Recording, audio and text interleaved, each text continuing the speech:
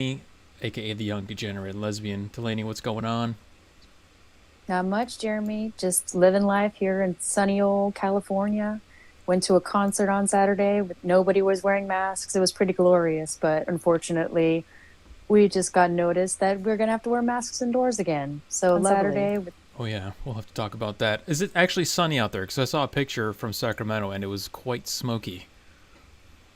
uh, it's been a little smoky the past couple of days. I have noticed that. I don't know if it was smoke or if it was clouds. I don't know if that virgin I threw in a volcano actually did its job and might give us some rain. We'll just have to wait and see.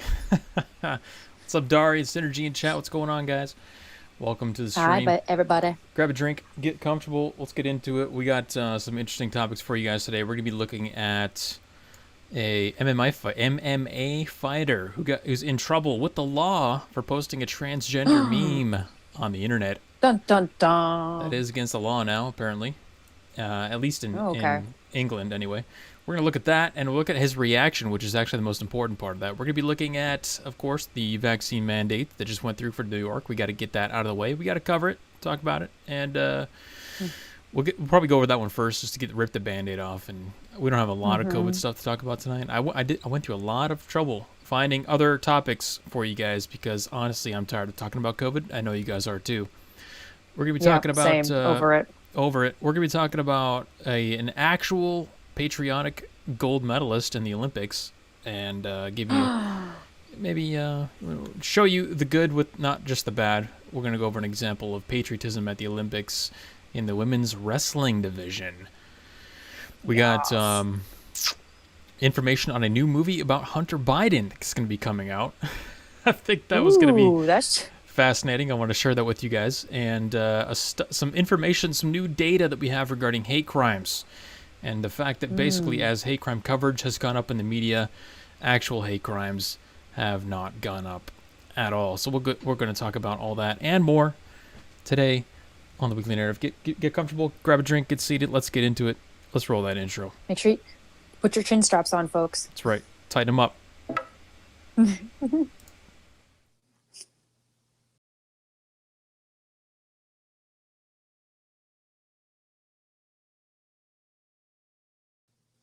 There we go.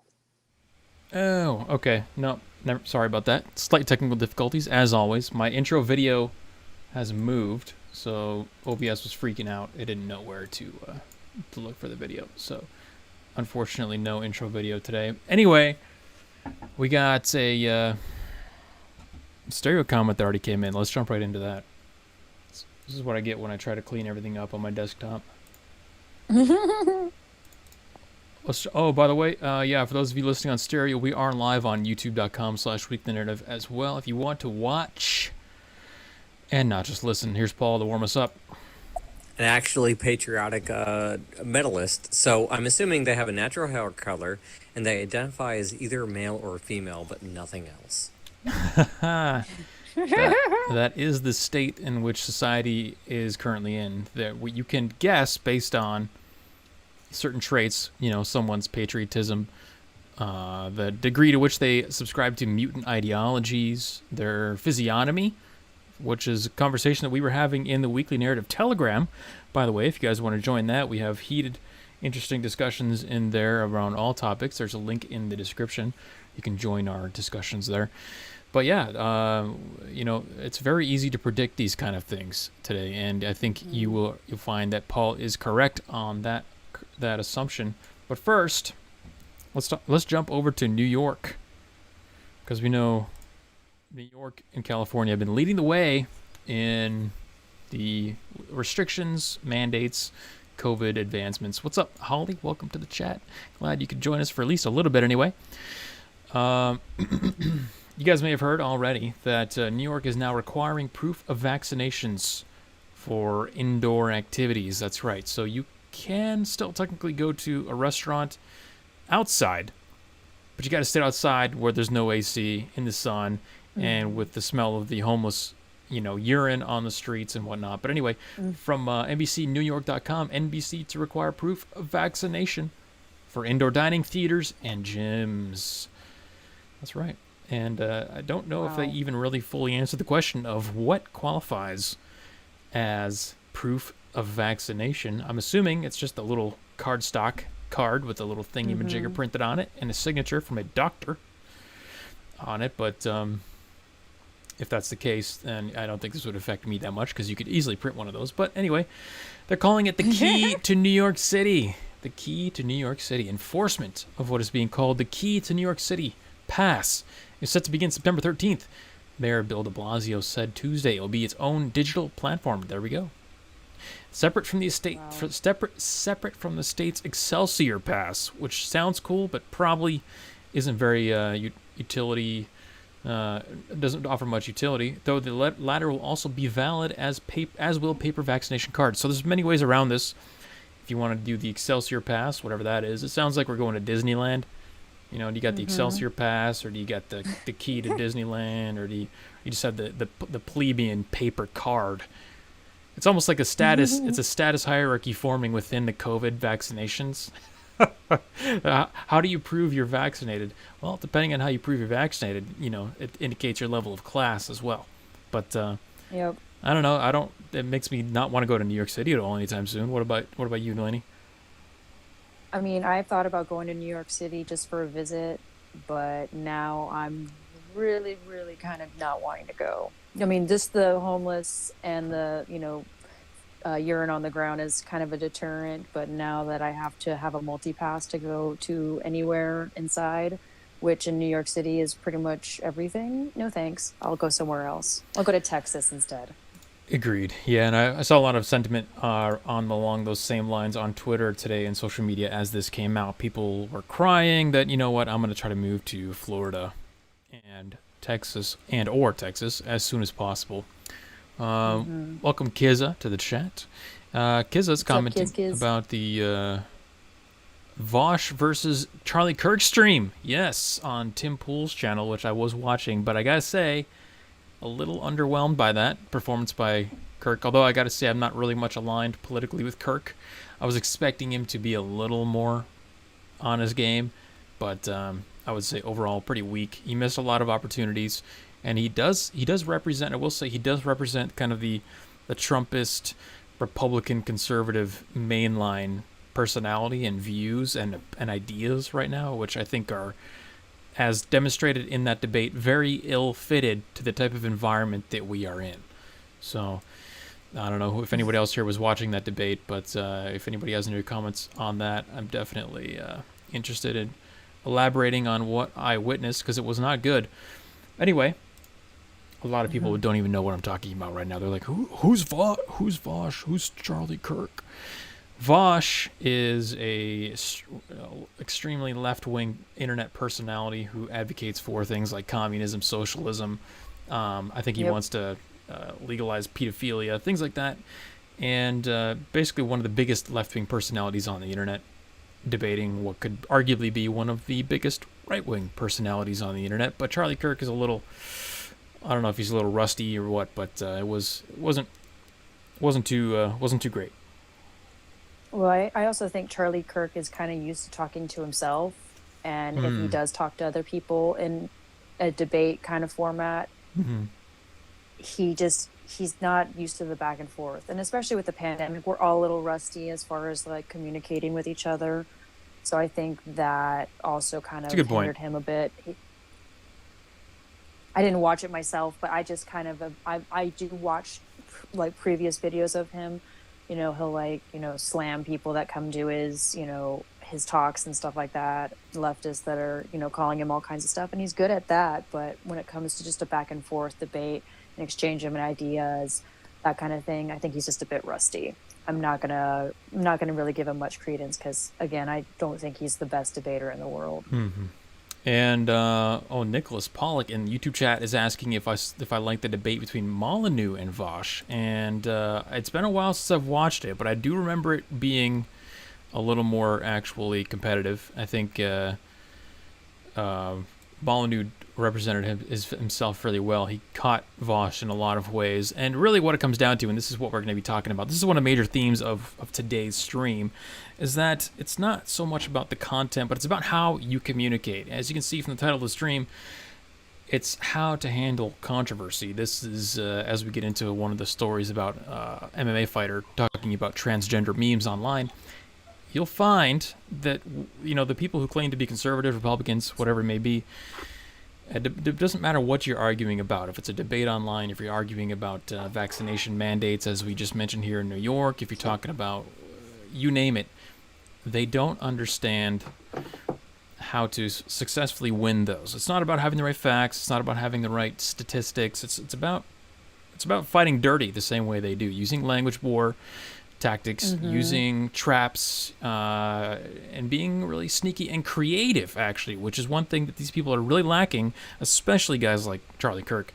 There's absolutely no creativity in the way they debate. It's really just brute force head on. What do you think about X? Well, here's a statistic that shows that X isn't the right answer. That is not the proper way to really do this. The point of these things really is to make them look as stupid or ill-prepared as possible.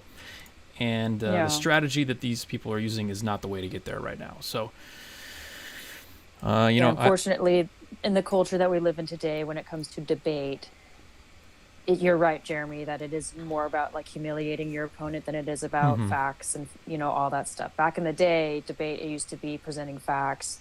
It used to be about really trying to get people to understand the topic through the presentation of facts and statistics. But now people don't care about facts and statistics. They care about, how does it feel? How does this gonna feel? How does it make me feel? That's all they care about, unfortunately. Well, one of the things you notice if you watch these debates is that really it's just two teams shouting at each other in the live chat, for whoever they're already advocating for. And the point is that, they may lose a small point here or there, but you really have to get a dunk on something that is substantive for anyone on either side to actually question it to the slightest degree, their allegiance to that particular person. Otherwise, they don't care about the facts, the statistics. It's not going to change anybody's mind. But this is all under the pretense that you actually care about changing anybody's mind. Personally, for me, it would be more of a performative competition one-on-one to see who could really outclass the other in the language war tactics. I'm not too interested, as you guys know, in debating and trying to convert people over to my way of thinking. I think that the political affiliations and whatnot are largely deterministic based on the way you were raised as a child, your genetics, other factors that you have no control over. You're just going to fall into a certain category. You're going to believe a certain thing. And the idea that even debating is an effective way to win people over to a particular ideology, I think that in and of itself is flawed and really actually quite stupid. Yeah, agreed. I mean, I've learned through you how stupid and a waste of energy it can be to try to change somebody's mind. Remember, it was like maybe a month ago we had that lefty join us on stereo. You presented your arguments in a calm, cool, collected way. And I mean, he was calm, cool, and collected too, but it still didn't change his mind in any way, shape, or form. He's still like just reprieved into his hyper feminine mindset of, well, we need to save everybody, and that's how I feel. Oh, okay, well, that's cool. Like, glad we could talk calmly. That was great. But still, it's not, even if you're calm and you present yourself in a way that's informative and, just very engaging, people still are just going to be set on their mindsets of how they view the world. Dunk or be dunked. It's an absolute zero sum now, as Synergy says in chat. I think that's pretty much it. Now, Giza also points out that punking them or setting traps is the most effective method of winning these types of debates, and that's really it.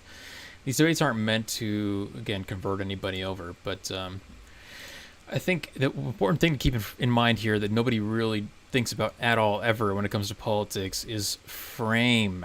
Now, frame is a term that's not really talked about much in politics, but frame is talked about in other fields like psychology, the dating world, things like that, where your perspective and how you relate to anything in the reality should be primarily based off of your personal yourself, your perspective from you come first on the priority list in whatever it is that you're asking. So for me to want to earn the approval of somebody from a debate, that's a weak frame. For me to want the government to do something on my behalf, to execute my policies, to execute my ideologies, that is a weak frame. I would rather just execute that to my own, to the best degree that I personally can myself, and not care Now that's the other thing, is that people care too much. This goes into the frame argument as well, that you guys need to keep in mind, okay? If you're reacting to people, if you're reacting to stories, if you're seeing things online, you're talking to friends, family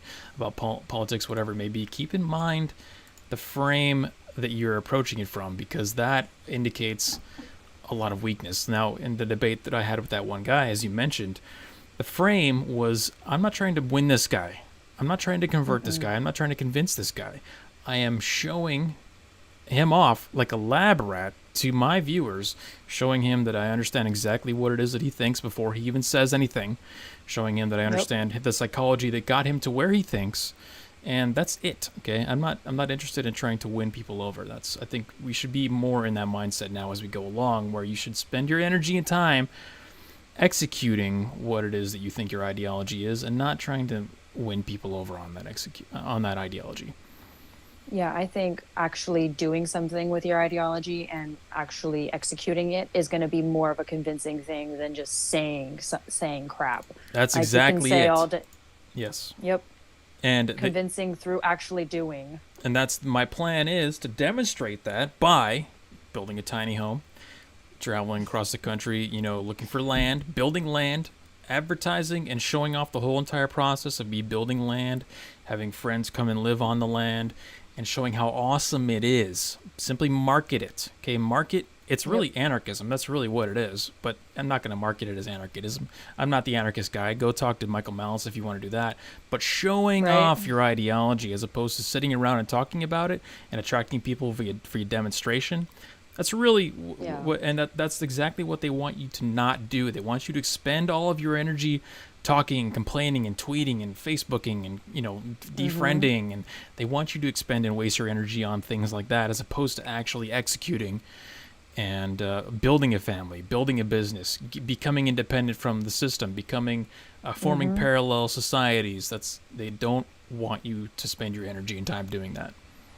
No, they want you to give your hard-earned money to them to build the society that they want. When it's like you can spend your own money to build your own whatever it is you desire. Like, why give your money to talking heads like Vosh or Charlie Kirk or any of these other guys that have their different ideologies, when you can just execute it yourself and be much happier and healthier and prosperous in life. Yeah, and I apologize if I'm getting a little too philosophical for you guys today, but number one, there's not a lot of news stories going on out there. Number two, I've been writing a lot about alt-centrist philosophy lately, and I wanted to try and start converting this channel into a little more of alt-centrist philosophy and whatnot. So you guys are getting a little dose of that now. We got a few stereo chats. Let's jump to those real quick before we go to our next story from Paul and somebody named Tokyo Dolphin. Tokyo. The rhetoric of the rhino, the Republican in name only, is so 2016. The reality is, as Michael Malice puts it, Republicans are basically liberals, leftists, Democrats, what have you, driving the speed limit.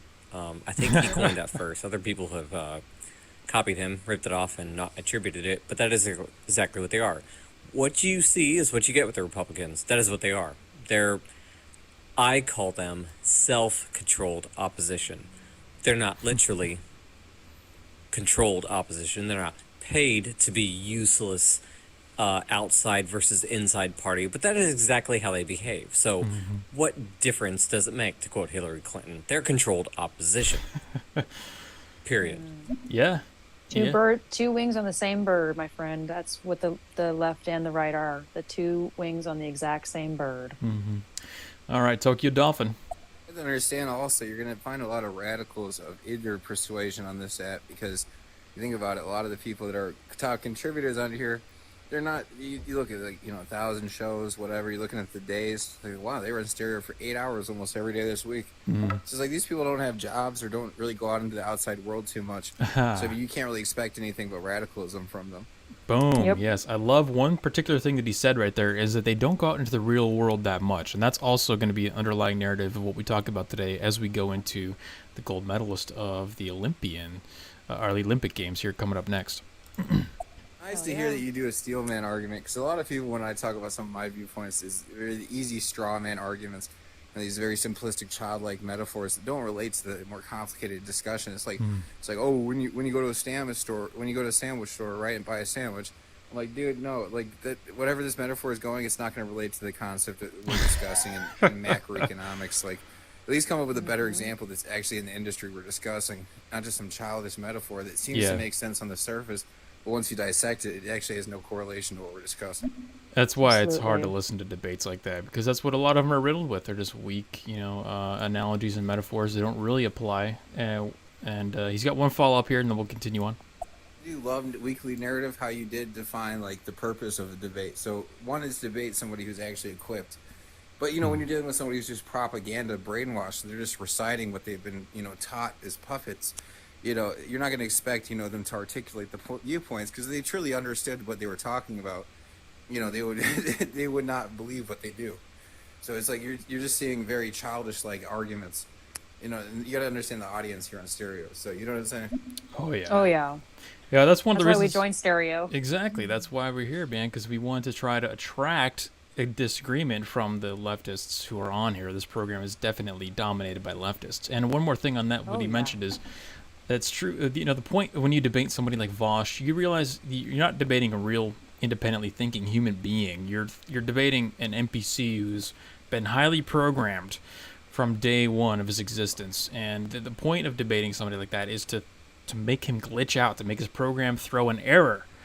Not to like try to show superior knowledge or statistics. It's to end it by the way that you make them throw an error, through a glitch, is through tricks, through traps, through creativity. Okay, because these people they're based off of scripts where they hear one particular thing and they know, oh, this is where I respond. Where I say 1376 or whatever is a white supremacist meme, or statistics are bad sample size, or this is how I respond to this particular number.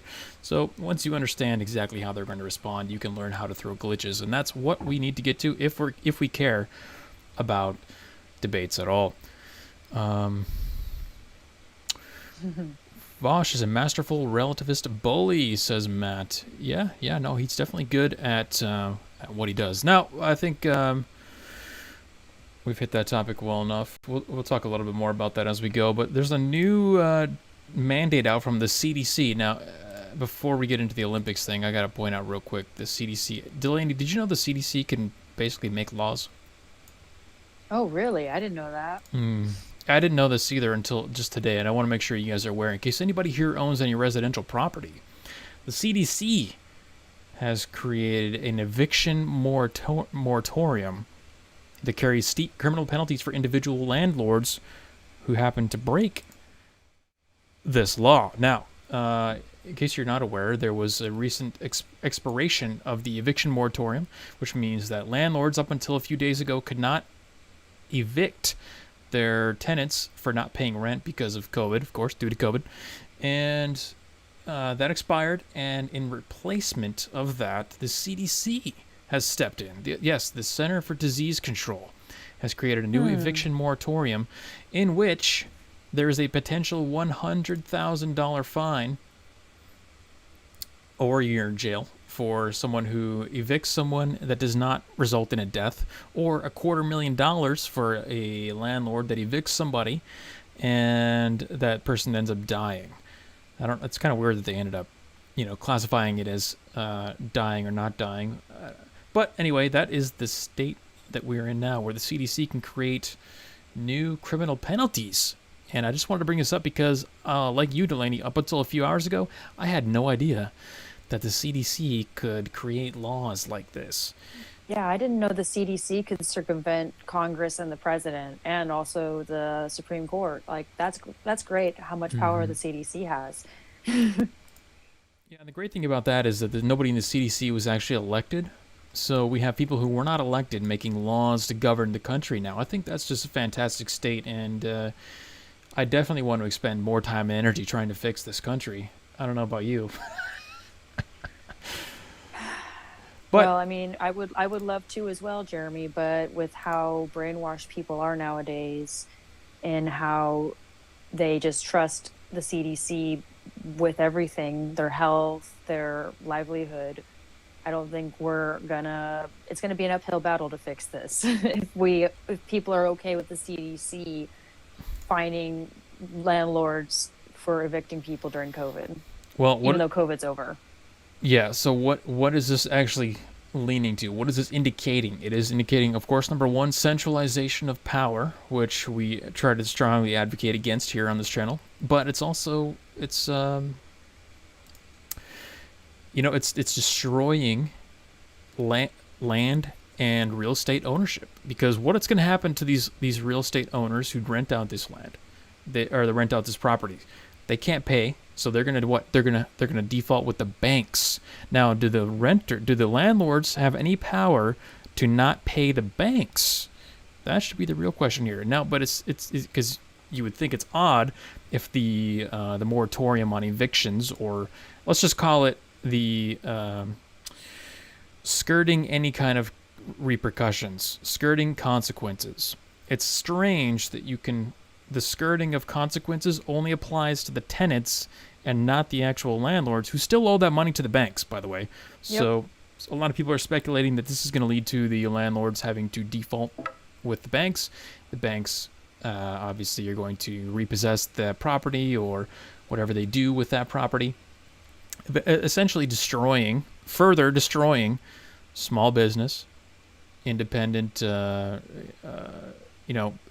business, and causing people to eventually have to go to renting from big corporations like who is that one big corporation that was buying out all the land? BlackRock. BlackRock's buying all the houses and the land. Mm-hmm.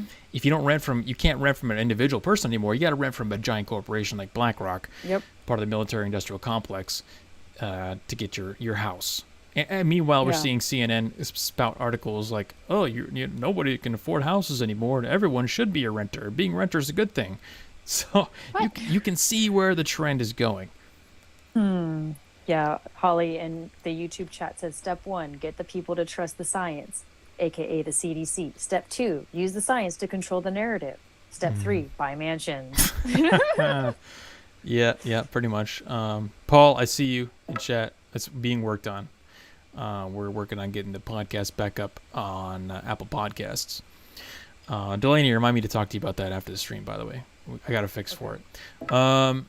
We got a couple stereo comments that came in here, but I just wanted to show that this is, on top of the fact that we're destroying independent businesses, we're also seeing a massive level of irony, because the same people who want eviction moratoriums are the same people who say that renters are evil, landlords are evil. Oh my God. Right? So You don't want to have an evil landlord? Buy the property. You don't have to deal with an evil landlord anymore. Problem solved. there you go. Okay, we got Osis in chat in stereo. I'm going to give you my opinion on what's going on with the CDC. I think Biden didn't want to catch the flack for ending the moratorium because he knew he couldn't do it anyway, and the Supreme Court was going to tell him to fuck himself, rightfully so. So he sat on it. Congress didn't do anything, and now the CDC has to catch the flack for this utter nonsense. So it's going to be interesting to see how everything goes down. These guys can't really do anything anyway. They don't have any. I don't see how they have any legal authority to do any of this kind of stuff. But they're also are trying to get rid of all the illegals too that are coming in with COVID, which is something Biden didn't want to get in trouble with the far left from. That is a good example. A good explanation. I think we should be vigilant to be looking out for opportunities where the Biden administration is going to be skirting the consequences. Again, interesting. We're talking about that quite a bit tonight, and by dumping it onto other people like Kamala Harris for the immigration stuff. Kamala Harris is in charge of immigration. Well, talk to her. For the moratoriums, just go to the CDC now. That's a good point. I think it's potentially valid. And he's got another comment here. This is my opinion on the whole CDC thing. Biden didn't want to get the backlash. For some reason it duplicated his comment there. Paul? Dari mentioned that it's scary to think they're centralizing control via the CDC. That's almost hits the mark. The manner in which power is exercised in our democracy is constantly shifting. It will shift from federal power, something in the bigger centralized government, to being subletted or put off to corporations, or it'll be the police, or it'll be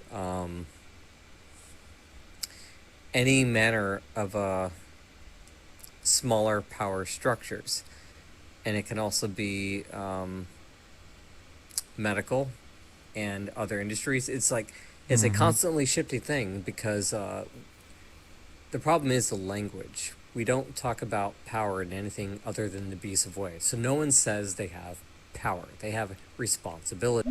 Nice. Yeah, I like that. It's almost like we're decentralizing the authoritarianism in a way, because it's not the federal government itself doing all these things. It's the CDC, it's the police, it's the FDA, it's the WHO, it's all these other organizations that are, they kind of, they're spreading the authoritarianism out amongst different organizations. What's up, Anthony? Welcome to the chat, man. Glad to see you. Let's see, let me jump back into Stereo here. Tokyo. Well, what you have to understand is that what the communists want is kind of a vilification of anyone that's successful. I mean, it's pretty much like, that's why every communist country has basically no industry, because there's no motivation to succeed. The people that succeed in life are punished, or they're considered greedy, aristocrats. I mean, it's just like, I've heard so much vilification of Jeff Bezos on this app alone. I think that's just because it's the only person they know that's a billionaire that they can vilify. Like, this guy didn't even know his biological parents and started a company out of a garage. And he actually survived a dot-com bubble where, like, 9 out of 10 of those type of businesses failed. Yes. So, I mean, and this guy works, like, 24/7. He's like a robot. So it's like, okay, so it's really easy to criticize people that are successful and try to blame some sort of narrative, some systematic narrative why you're a loser. Well, how about you look within yourself for the solution to the problem that you blame on society? Oh man, yeah, this guy is gonna love this channel, because we've talked about this for 80 episodes straight, my friend. One of the key things that I mentioned earlier in the stream is that I think politics in your affiliation with political parties is largely deterministic, based on things like your propensity to look inward for responsibility or outward for fixing all of your woes and all of your problems. And you're dead on, because a lot of these people, they were raised to look externally for solutions to their problems and not want to try to fix things themselves. Yeah, it's easier to blame Jeff Bezos and Elon Musk and Bill Gates and all of these successful people that have money than it is to just look within yourself and go, you know what, maybe if I work harder, I can be on that level someday. But unfortunately, they weren't taught to look within, or don't blame other people for your own downfall. Blame yourself. The only person you can blame is yourself for your own downfall. How much more authoritarian can it get than looking at somebody who worked really hard, earned a lot of money, and telling them that they should spend their money how you think they should spend it? How is that not authoritarianism? Oh, I know. I just love when they slam Elon Musk, but they still use PayPal. I'm like, okay, so you hate Elon Musk, but without Elon Musk, there would be no PayPal for you to use. So if you really hate him, then get off Amazon, get off PayPal, get off all these things that these genius Well, the these mutants genius have no creators conviction. created. Yeah, they have no conviction at all, so they'll continue to use the iPhone as they complain about capitalism. They'll continue to use PayPal, they'll continue to use YouTube, and they just have no conviction or principles at all, which is why we can't share a society with them. All right, let's do 2 more quick ones from Tokyo here, and then jump on to our Olympic story of the night. And that's why leftism destroyed Michigan. Nobody wants to visit Michigan. Even they have the Great Lakes, a great natural resource. Tourism is the lowest of any of its neighbors. So the thing is that Michigan is a lot like California without the tourism value and the farmland. Without those things, California would be much like Michigan. Yep. And the thing is because these leftist policies that tax the rich. So guess what happened? Detroit stopped having, successful businesses in it because nobody wanted to build a business there. Yep. I mean, it's just so much more profitable to locate a business anywhere else. Yep. And so it's funny because these politicians are like, oh yeah, tax the rich, they need to pay their fair share. Well, think about Kwame Kilpatrick. That was his main slogan. and he was embezzling the fuck out of the government's funds. So it's just, people are ridiculous. Whenever you want something that doesn't belong to you, you got to understand you're being greedy and you're reaching. You want something, work for it. Well, you want to talk about incentives. I mean, tax the rich, but also what happens when you tell your employees that they aren't required to be vaccinated to come into work? What happens when you tell your employees that they can earn more money sitting at home on the couch doing nothing by getting a check from the government? What happens when you tell the customers that they can't even go into the businesses unless they're vaccinated? I mean, we love incentives here on the Weekly Narrative because we understand human nature and we know that people will operate based off incentives. And the fun part is watch what happens to New York and their businesses now that they've mandated vaccinations for the customers to go indoors. Just watch what happens. It's going to be, I'm not going to say it's going to be like Detroit, but I mean, come on, man. How many more negative incentives can you possibly introduce into an economy? People are crying about leaving every single day. You're going to force them to make a medical decision to even just come in to get a sandwich? Come on, man. Yep. Come on, man. Come on, man. All right, let's get some good news. I really like this story. I saw this video on Twitter, and I had to share it with you guys because we talk about people hating America all the time, and that's fun to talk about. But every once in a while, I want to share some positivity. This is a video of Tamira Mensah Stock, who won women's wrestling gold medal for USA. And she was interviewed after her win, asking basically, what do you think about the American flag? What do you think about representing America in the Olympics? And she gave an answer that I think we would all enjoy hearing. But I'll let her do the speaking for you. And you may notice something about her that I did not mention. But in an ideal world, we don't have to mention things like this.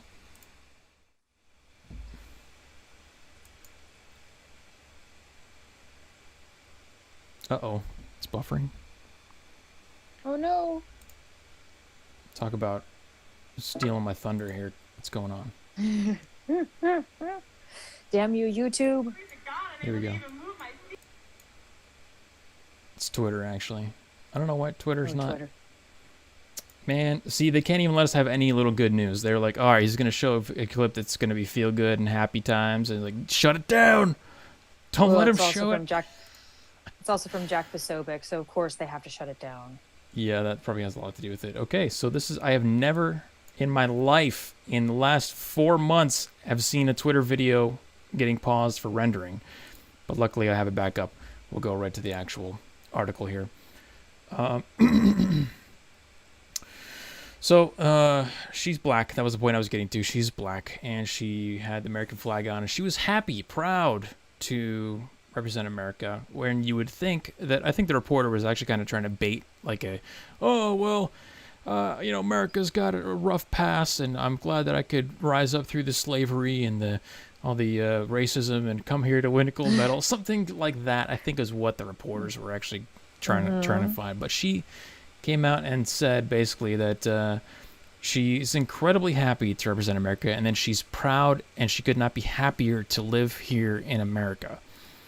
Hell yeah. So I wanted to share that with you guys. And gold medalist in wrestling for women.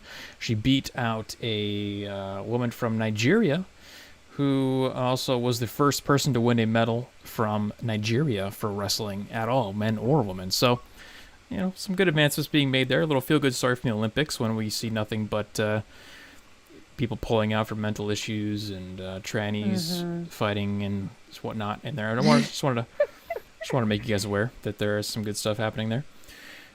Hell yeah. No, it makes I saw that video earlier too, and it honestly, I was really happy to see that there was at least some form of just pride in our country being represented at the Olympics, because it just seems like it's been nothing but just people taking knees, people turning their back on the American flag, the knees too. People just showing overall a visceral hate towards this country, and it just makes me question why they're even there. Why are you even there representing your country if you don't really want to be there? Right. Yeah, and this also, there was that she was a shot putter or a hammer thrower or something like that. She was black and she was crying about some kind of America's historical legacy or some of that BS. But anyway, I just thought this was a nice break from the natural script.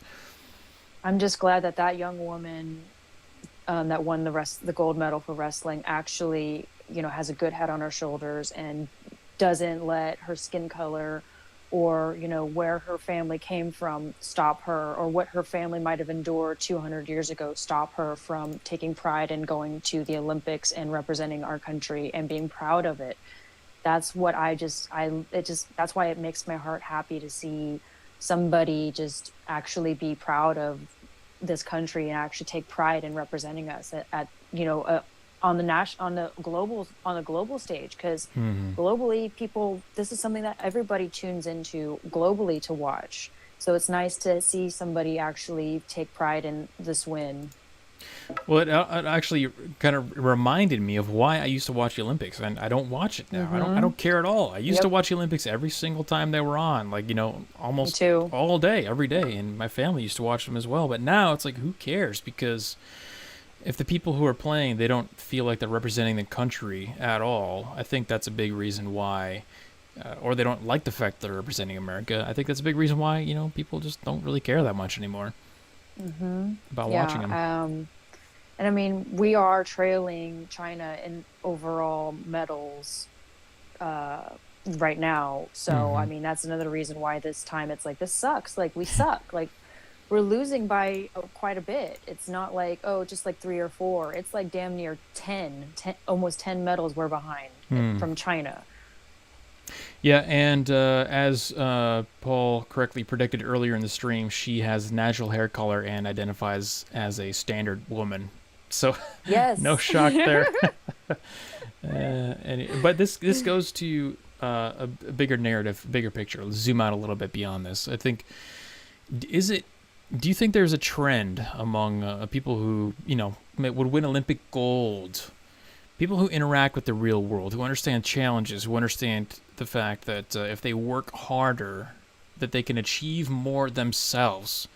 Do you think there's a relationship there between, the question I'm really asking is, what percentage of the Olympians do you think believe in communism or socialism? Oh, a lot of them do. Throw a percentage on it. Just a rough guess. Because I would say very low. I would say maybe like 25% if I'm going to be like a little bit more on the liberal side. Okay. Well, I know. I would go for more like 5% because these people understand that you can achieve things by simply working hard yourself, and you're not gonna who's the acrobatics chick that would called out for a few of the events and had the mental health issues, whatever her name is. Oh, Simone Biles. Do you think Simone would sit around on a couch and eat potato chips and tell somebody else to learn or to teach her how to do gymnastics? No. The principle is that you get up and you do it yourself. She didn't sit around and complain about anybody else, not teaching her, or the fact that her great-grandparents were slaves.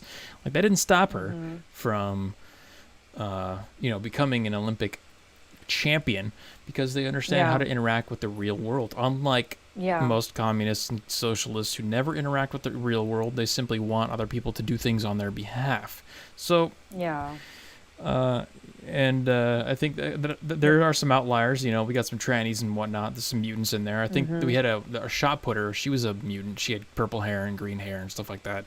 She won a gold medal, I think, from America. Yeah. But in general, I think athletes of superb performance levels are generally not communist or socialism, because they have the principles underlying, again, that deterministic outcome.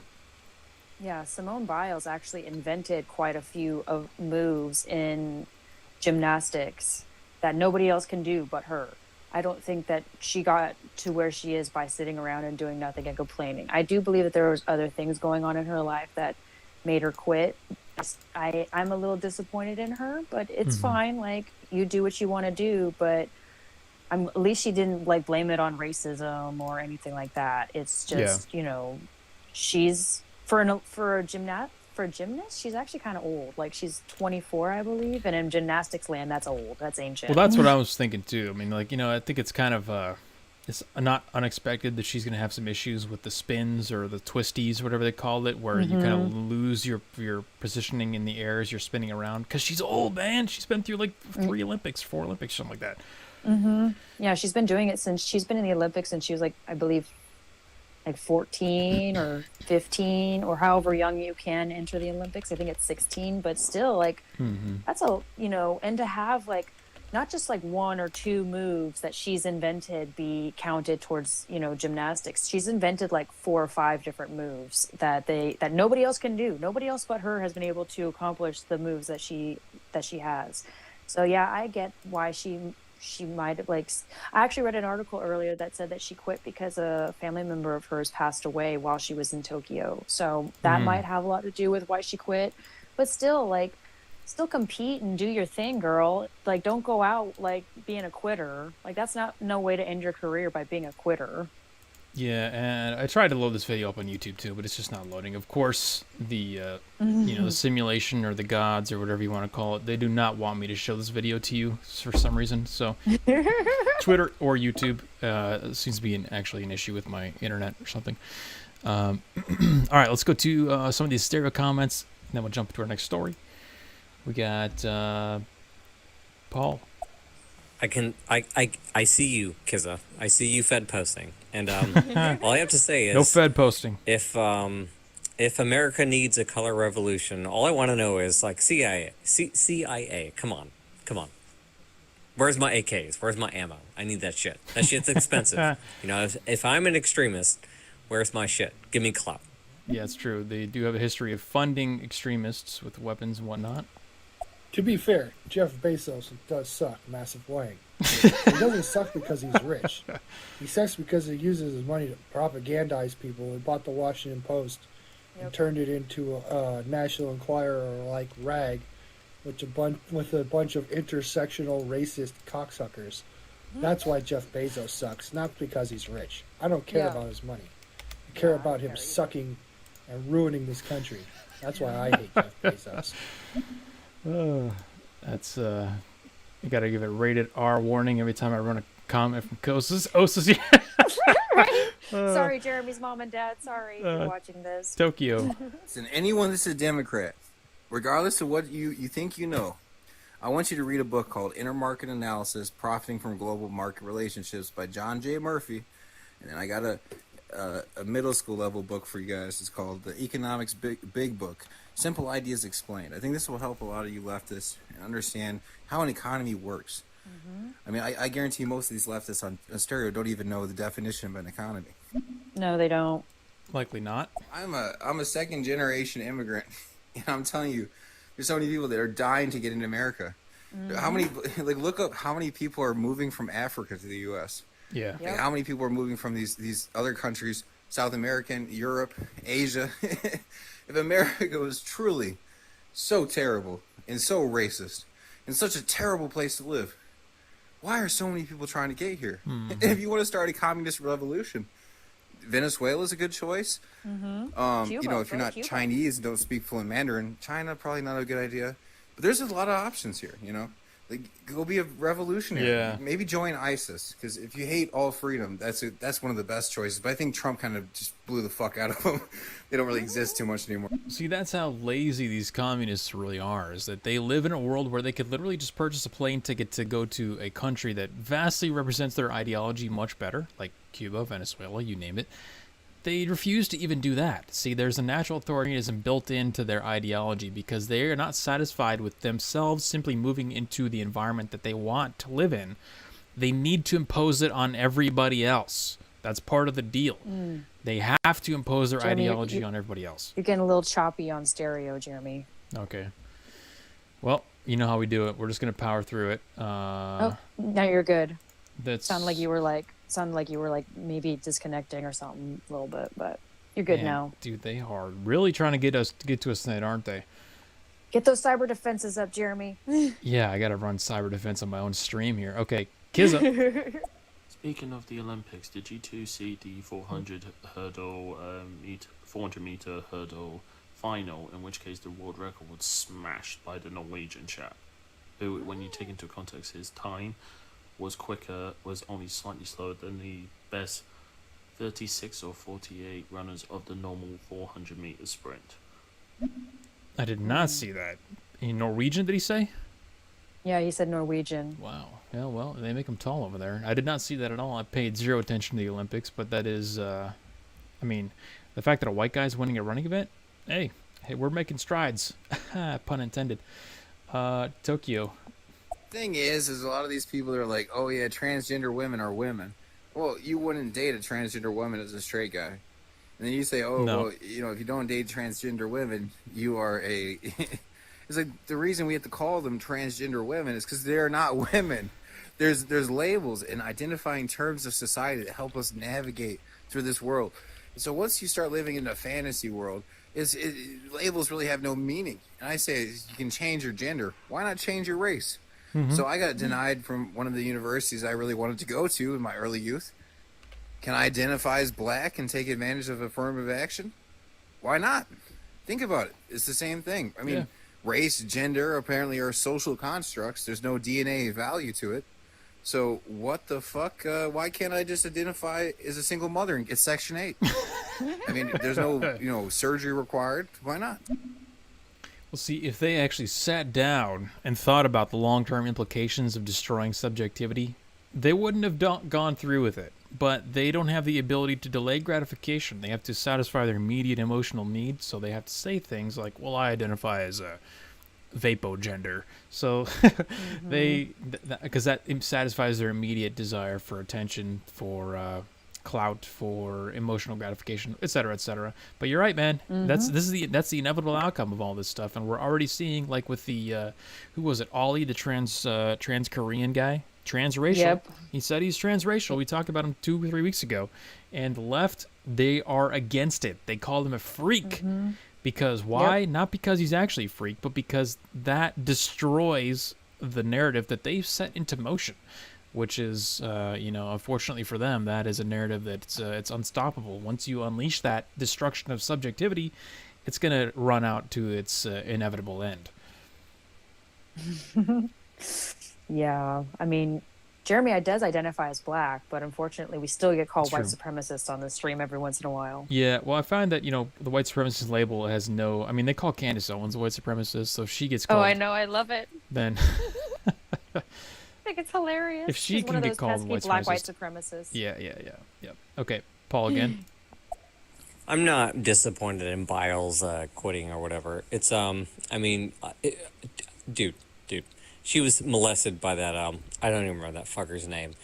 If I'm disappointed in her in anything, it's not weaponizing the fact that it's we have this giant pedo, Hollywood pedo, probably federal government, CIA, all those fuckers. All those fuckers. Weaponizing that hate towards the people who are actually responsible for just horrible things. Yeah. If I'm disappointed in her, it's just not going all the way. That's what it is. Yeah. Oh, wow. I think there's an understandable level of, an understandable level of backing away that she could do. That's why I've never said anything harsh about her. Yeah, I mean, like I said, I'm just a little bit disappointed because, like, she competed in 2016, and this was long after that molestation thing that happened with Larry Nassar. So what's the difference between 2016? What's the difference between 2016 and now? Like, it's been a while since all that happened. I mean, like I said, I think it has to do with, like, her relative dying. Honestly, that was probably the biggest thing. But still, I get it. But at the same time, it's like, girl, you could have gone all the way and won how many gold medals to add to your already, like, big collection of gold and silvers and bronze. This goes directly with what I've been trying to say for a while now, which is that the truth really is not actually available for you. Now, it's out there. It's obtainable. But what is it actually obtainable, without having to do a lot of work? Look at this story right now with Simone Biles. Originally, it came out that she quit because the first story that I heard with Simone was that she got a foot injury. That had obviously was not what we're talking about. That's not what happened at all. The second thing I heard was that she was not on her ADD medication anymore. She was on ADD medication until she got to Japan, but they outlawed there in Japan, so she couldn't be on it. So she was having some weird side effects. The third thing I heard was that she was getting the twisties, so she lost her position in the air as she was doing these jumps. The fourth thing I heard was that she had her parents die. And this is exactly a great demonstration of why I don't come out with statements on things like this kind of stuff. Because, guys, the truth is very elusive. Let's just say that. I'm not going to say the truth isn't available, but the truth is elusive. And we had guys coming out on day one saying, "Oh, Simone's a coward," and things like this. Like, Jesus, dude, come on. Like, don't listen to any of these people who come out with these takes after observing something for 16 seconds and not knowing the situation. You know, these are people that you want to try and distance yourself from. Don't listen to them. Listen to guys like me who wait and hold off and don't apply any kind of judgment because we don't know the full story, and we acknowledge we don't know the full story. And not only that, I tell you that the truth is difficult to achieve and obtain. So with that being said, let's go to Kizza. For those accusing me of Fed posting, no, the Velvet Revolution is a specific historical term to what happened in Czechoslovakia. Quite literally, the people there just stopped working. Literally, just stopped going to work, and that's how they changed. That's how they changed things in Czechoslovakia. The Velvet Revolution, huh? I've got to look into that. I don't know anything about that. Tokyo, and then we'll go to the next story. Notice is normal people don't introduce themselves as, "Hi, I'm a CSI," whatever the fuck it is. It reminds me of Star Wars, the Confederacy or whatever in the Star Wars movies. It's like, "I'm a CSI, gender, straight male, conservative values when it comes to the economy. Oh, and my mom's black." Like, nobody says that. Like what the fuck? Like, you gotta identify all your labels. Like, it's like, if you gotta do all that all the time, just like all you live on is just your sexuality or whatever. Being gay is not a personality trait. It's just, okay, you like to fuck someone in the ass. Maybe I like to fuck someone in the pussy. To be blunt, maybe you like macaroni. I like fucking spaghetti. That's really, like, if that's 90% of your personality, bro, you're not that interesting. Like, if your whole personality is a virtue signal to other people. I always thought about that. Being Latino, if I wrote a book like Life in America, the Oppression of a Latino Man, oh, bro, so many people would buy Democratic platforms. Best-selling author. They would just put it on their shelf, just a virtue signal. They would never read it.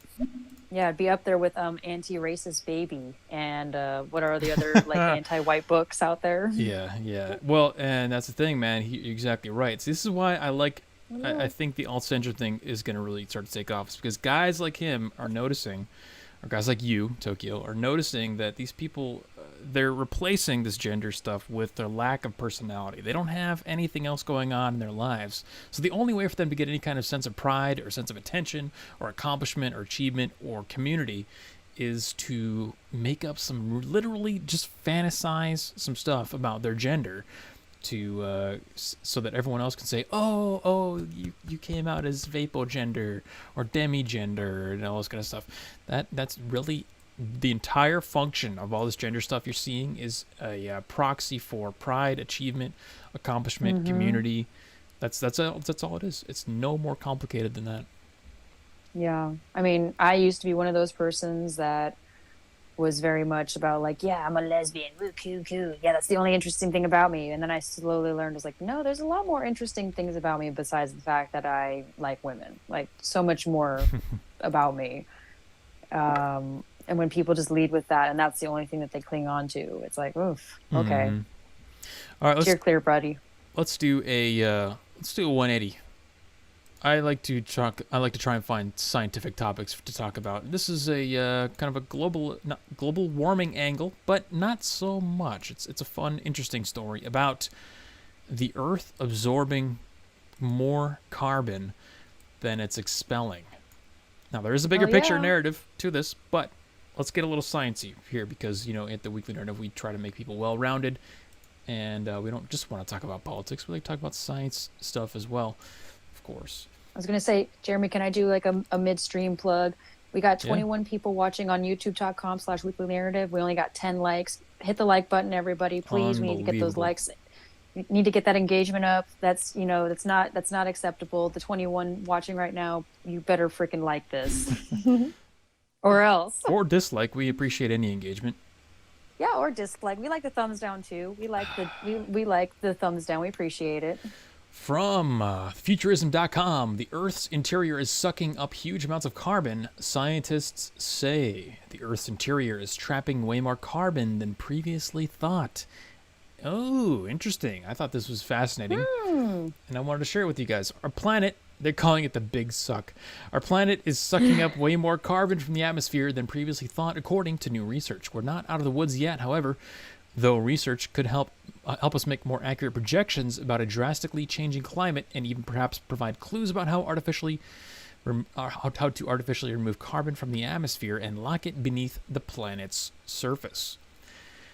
The theory so far has been that most, if not all, of the carbon being sucked from beneath the surface at these subduction zones eventually gets released, again, in the form of volcanic emissions.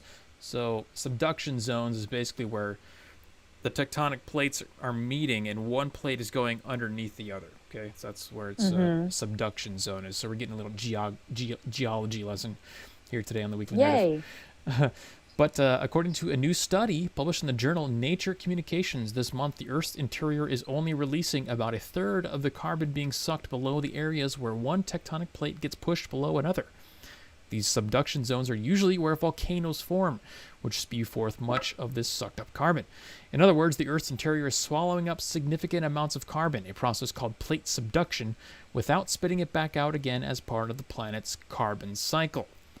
So, scientist goes on to say, this is going to be a large factor in the global warming equation over a long period of time. But the question I have for you, and the reason I wanted to talk about this today, is not just because it's scientifically interesting and that most of you, like me, probably had no idea that this was even happening. The question is, why didn't you know this wasn't happening? Why, if we're led to believe that climate change, if we're led to believe that global warming is a catastrophic life-ending event that's going to happen in 9 years now, if I'm keeping track, or 10 years, whatever it is, why aren't we looking at all of the variables involved? Why haven't you ever heard, like me, have you ever heard of the fact that the Earth is actually consuming carbon on its own in a natural process called plate subduction? Okay, now I don't know anything about plate subduction. I don't know how much carbon it's going to absorb.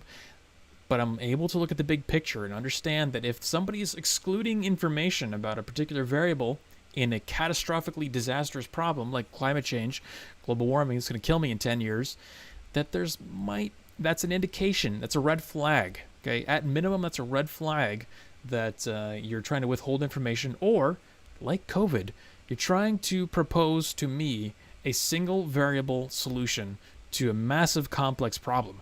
All we got to do to end COVID is get everybody vaccinated.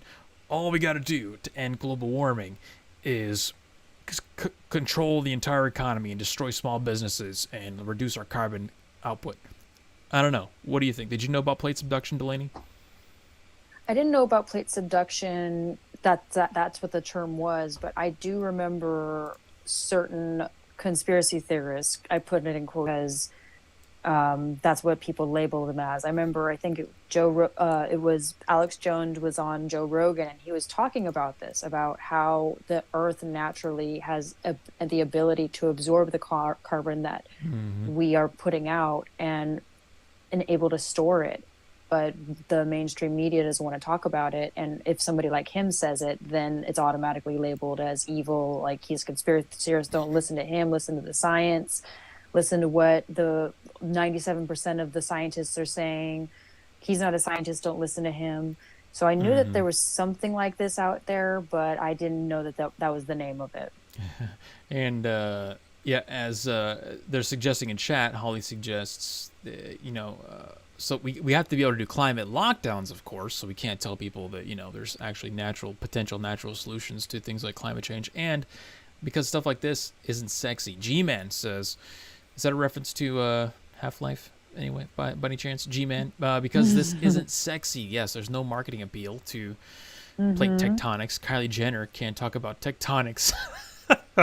Yeah.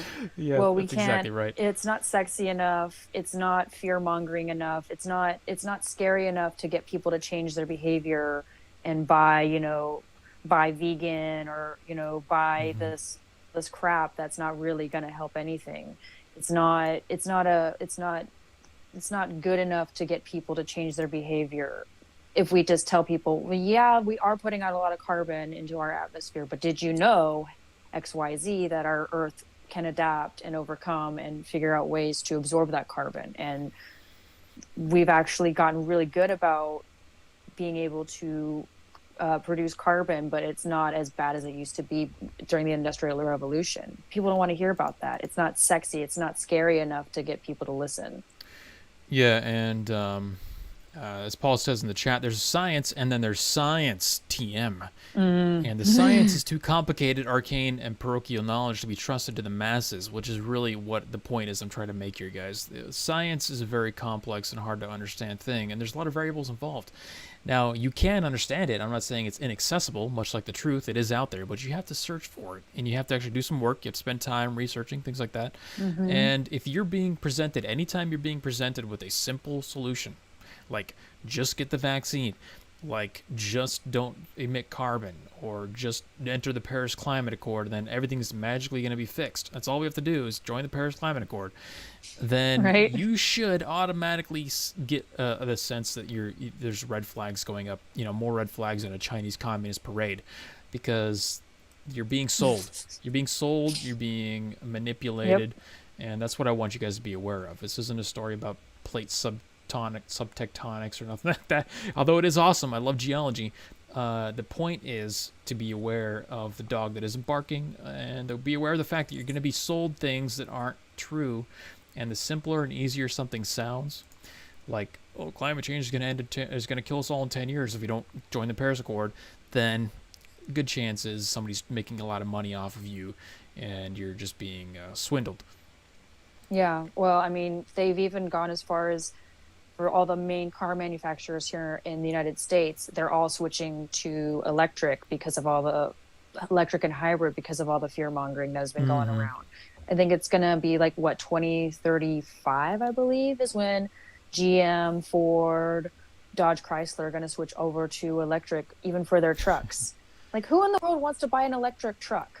Who? Actually, I kind of want to buy an electric truck. I think it'd be awesome to have a Cybertruck, because, well, think about it. There's not a lot of moving parts. It's easier to maintain, probably. And if you live off-grid, really all you need is to have, some wind generation or solar generation, and you have a truck that works pretty much forever. Now, if you have a combustion engine, you got to get gasoline. You have all these intricate moving parts, 1,000 moving parts in one engine. So I think there's arguments to be made for an electric truck, but they're definitely not as sexy as a regular truck, because you can't have, a 6-inch exhaust stack coming out of your hood or nothing like that. So yeah, you can't get a sexy lift kit on that thing either. Yeah, well, maybe, I don't know. Far enough into the future, I'm sure we'll have awesome Terminator style trucks, but that's a discussion for another time, I think. Let's jump into a couple. We got, I think, let's see, 801. I think 2 stereos here. I've just been thinking recently, like, time to monetize on this shit, right? Like, before America becomes fully communist, like, at least get enough little money so I can run off somewhere else. Oh, yeah. I was thinking about making, like, democratic, like, T-shirts, like, get a silk screen press, like, start shipping this shit out. Like, I mean, all you have to do is just, like, make some sort of racial or, sexual, agenda argument. Yes. I mean, donate what, 10% of your total, net income to a certain cause is liberal. Bro, you'll sell out of the shelves. Like, because the thing is, most people that are liberal and communist socialists are rich, bro. They go to private schools. They go to private, pre-K through 12. These people are fucking rich. Yep. So I'm like, bro, it's time to start squeezing the lemon as opposed to saying the lemon is sour. I like that. Yeah, actually, it's funny you mentioned that, because I did exactly that a while back. I didn't take it the distance. I didn't sell a lot of shirts, but the angle that I took was I was selling shirts for protests specifically, so you could buy packs of 200 shirts, so that people would buy them in preparation for protests. Because this is back when I was going to a lot of protests. So I just had the idea, like, dude, I'm here. I see everybody wearing the same exact shirts. Where'd they get these shirts? Wait a second. I can make shirts really cheaply online. And then I did. I think I called it, I called it Commie Swag. Hell yeah. And I don't think I ever actually got any orders, but I did get a lot of people aggressively questioning me, like, oh, where do you spend who do you donate to? What organizations do you donate to? Like, they were ready to buy, but they wanted to know more about my philanthropic events until they were going to purchase any T-shirts. But it was more of an experiment to see if anybody would actually fall for it, and they did. So you were absolutely correct, sir. You could do that. You could make a lot of money doing that. Rest in peace, Commie Swag. It was a little. The name was what gave it away. It's really what it was. Because speaking as someone who works in the automotive industry, pretty much all the push for electric cars is driven purely by government mandates. Yeah. And little changes. It's not based on market forces, because the overwhelming majority of people don't want electric cars because of two simple factors: cost and range. And quite frankly, the biggest thing that holds them back is the batteries. But I know this full well, and an average electric car is significantly heavier compared to a standard internal combustion engine vehicle. Despite the fact we know that internal combustion engines can happily be adapted to run on biofuels, which will make a drastic reduction in emissions, which is what they're constantly talking about, but they don't want to talk about that. And also they also ignore the fact that all cars today are significantly heavier compared to 30 years ago. And so I debate this to you both, Jeremy, Delaney, is purely due to the American market. Yeah. Sorry. No, yeah, sorry, Kiza. And also, yeah, you're right that it isn't market driven. It's not like people are out there like, yeah, I want an electric truck. It is the government, but it is these environmental groups pushing the government to force these car manufacturers to switch over to electric. So it's not like the actual market. It's just these stupid groups that think that buying an electric vehicle is actually going to save the environment and save our planet and save, carbon emissions. When in actuality, if you look at it in the long term, they're not. Yes, they don't emit as much carbon, but when you plug in to charge your electric battery on your vehicle, where is that electricity coming from? How is it being generated? You have to look at how it's being generated in order to charge your vehicle and that carbon footprint that the electricity is generating. Not only that, but where do the rare minerals come from that make the batteries? Yep, that too. How many little baby slave labor? How many black slaves in Africa were used to generate to get that lithium or to get those rare earth minerals? And there's discussion now about even the fact that if China can lock down all the rare earth minerals in Africa, which they're looking to do, America might not even have the option to produce these materials on their own. They would literally have to go mine asteroids to get these materials because China would have the rights to everything on terrestrial Earth. So there's a lot again complexity where people literally just look at it as a single variable problem. Well, electric car doesn't make any exhaust, so they're better. That's the extent of their thought process, and it's pretty pathetic. And then somebody in the YouTube chat also mentioned when the batteries do go, how they pollute the soil when you dispose of them. That's not good either. So what are you going to do about that? Because once the batteries go, you got to replace it. Where do you dispose of that battery? Yeah, because it says Elon got in hot water over child labor in Congo over cobalt. So there's going to be a lot more of that going around for sure. Let's see. G-Man says, I want reparations for the Spanish Inquisition. My great-great-great-uncle 3 times removed has stubbed his toe on the ship at a dock around the same time. Oh, that's great. Yeah, I mean, hey, what about my reparations by their from the logic, Spaniards? You would be owed some money because you know what? He stubbed his toe. He wasn't able to work. Therefore, it creates downstream effects on the generational family wealth, and this is why you are not a rich man today. Yeah, he lost his toe due to gout, and that's all due to the colonizers. How dare they? Okay, Osis, and then Paul, and then we're getting to our main story of the night. Guys, you were going to love this one. It made me laugh so hard. I was looking into this just out of morbid curiosity, since I have to deal with gases all the time anyway in my profession. And there's a company called Climeworks. There's several companies, but there's one in particular I looked into. It's called Climeworks. I think it's in Switzerland. And they're developing CO2 scrubbers. And there's just incoming and outgoing fans, and they have special filters that filter out all the CO2, and then they once the filter gets full, they heat it up to 100 degrees, liquefy it, and then they sell it. Here's the thing though, with matter, it all it does is change state. Yep. So if they're going to use it, it's going to go back. It's going to get back in the atmosphere. So Yep. I don't even know what's going on. This just all seems like propaganda at this point. It It's is. just like water. It just changes state and Well, comes back. The key, It doesn't go anywhere. we don't want it in the air. We want it in our hamburgers or whatever. You know, as long as it's Yeah. not in the air, it's good. I think that's the key. Yeah, because environmental racism is a real thing, guys. We don't want to pollute the low income neighborhoods because they it's just so bad. We just can't do that anymore. Okay, one more from Paul. Yeah, I just gotta autistically disagree with you, young degenerate lesbian.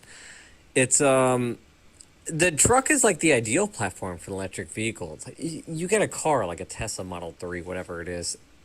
You got a sedan that weighs 5,000 pounds because of the size of that electric battery pack. It's just, ugh. Anyway, but a truck is already going to be big naturally. You got a bed, you can tow things. Because of the larger natural size of a truck, when you go electric with the truck, you're going to get your 400 or 500 mile range. Your range anxiety and having to deal with all the charging, that largely goes away with trucks.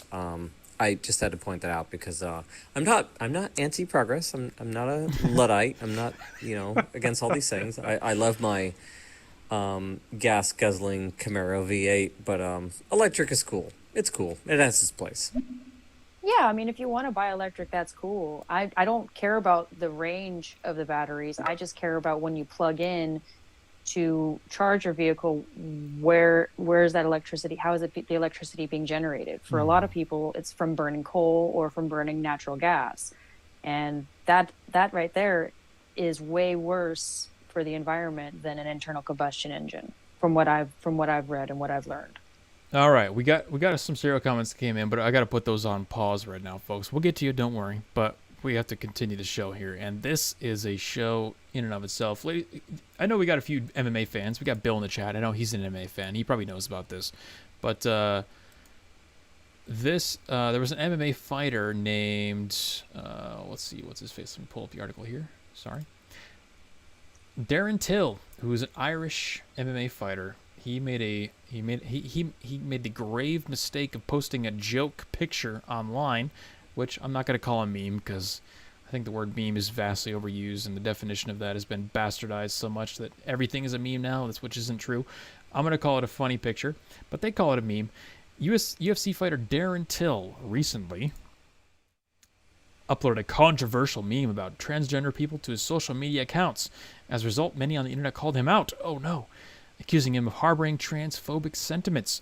Till had shared the following post on Twitter and Instagram. Now, before I show the post and before I show his response, I want to just remind you that the point of this is to show you the proper way to respond to controversy. Okay, this is the main theme of the stream for tonight. This is the way you should be responding to anybody who tries to attack you, criticize you for this kind of stuff. So let's first show the meme here that he shared. See if I can get. Oh, it's censored on Twitter as well. It says it's sensitive content. Let me open this in a new tab. Okay. Oh man, no. This is open image in new tab. There we go. So I can make it nice and big. So. Okay. So when you're transgender and you think you're pregnant, and it shows a doctor pointing to a screen with the what is that thing that they rub on your belly? The ultrasound. It's an ultrasound with a picture of a turd on the screen. Oh man! So the implication is that transgender people can't get actually pregnant, and you just, you have a massive dump. You're full of crap. Yeah, that's really it. Which is not only biologically true, but also hilarious. Now, So funny. you can see here that this media content has been censored because it shows potentially sensitive content on Twitter, so that's hilarious in and of itself. Twitter tried to censor that. But let's look at his response. So he got a lot of pushback from this, but his response was, "You can't cancel someone who doesn't give an S." Defiant Darren Till refuses to back down after sharing provocative meme on transgenders. And the best part about this, and which is why I say, there's a lot of merit to the UFC these days is because it's led by a guy named Dana White. And Dana White, the head of the UFC, responded to Darren Till's Instagram message in which he said, "You can't cancel someone who doesn't give an S." And Dana White said, in all caps, "Truth," with 10 exclamation points after that. So really, this is an example of exactly what we need to be doing today. We need to be mocking the terrible culture that's purveying, within our society. I don't know if that's the right word. There's a P word. We need to mock it and then be unapologetic about it. The unapologeticness is the key factor in this. Now, I want to contrast this because somebody else responded to his Instagram post and kind of was laughing at it. He said, "Oh, this is funny," basically. And I want to contrast his response with Darren's response here. And let me pull that up now. Let's see. Oh, no. I don't have that actually on deck. But, okay, so in a nutshell, somebody responded to... let me find it here in the article. It's in here somewhere. Maybe it's not. Okay, somebody responded to him on Twitter basically saying it was funny. And they got called out the same way that Darren got comments here. I did actually get a message on my OBS that said stream got disconnected. So YouTube is like just trying to cut me off. Let's see here. Because one thing I would add in regards to electric vehicles, something that is coming very soon, I would say within the next 5 years, that could revolutionize the battery, is in regards to solid-state batteries. Now, if you had never heard of this technology, basically it's a complete revolution to how the conventional battery is made when we think of a lithium-ion battery. It basically is effectively a vastly superior version of what we consider a normal lithium-ion battery, and based on tests what I've read, it has potentially 2 to 5 times the energy density, and when it comes to recharge rates, it has over doubled the ability to recharge without losing energy density. Now, if we take the best numbers from that would drastically revolutionize not only just the electric car market, but also mobile phones, laptops, anything that requires a battery. And because of the increased density, you can make the batteries much smaller and make everything significantly less. That's cool. Agreed. Yeah, no, I've been looking at the battery technology for a while because I'm using a battery bank of lithium iron phosphate cells that I imported from China to make my own proprietary lithium battery to power my tiny home. So the energy density, they were actually making quite rapid advancements in that area with batteries, and that's going to be one of the things that really frees people from the centralized power grid, I think. So I think it's an awesome advancement that we should all be paying attention to some degree. Yeah, that's awesome. I never knew about that. Thank you, Kissa, for that, because that's cool. I'm gonna leave this meme up because just in case anybody missed it as we were getting cut off by Wajiki there. I'm gonna leave that up for you to witness in all your glory. Basically, in case you missed it, guys, the point is, the guy who posted this got in a lot of trouble with social media personalities, and the point is that doesn't matter. Who cares? He said you can't cancel someone who doesn't care. And what am I talking about? What did I talk about earlier on in the stream? About frame? It's if you don't care, you're basically invincible. Okay, it's if you don't care about anybody else's opinion of you. And in this particular case, he happened to be backed up by Dana White, who is the head of the UFC. But keep in mind your frame on this kind of stuff. If you're going to come out and make a joke, make a statement, hold a sign, not serve a cake to some gay guy, whatever it is you're going to do in your life, just don't apologize. Don't ever, ever apologize. Please, God, stop apologizing. Yeah.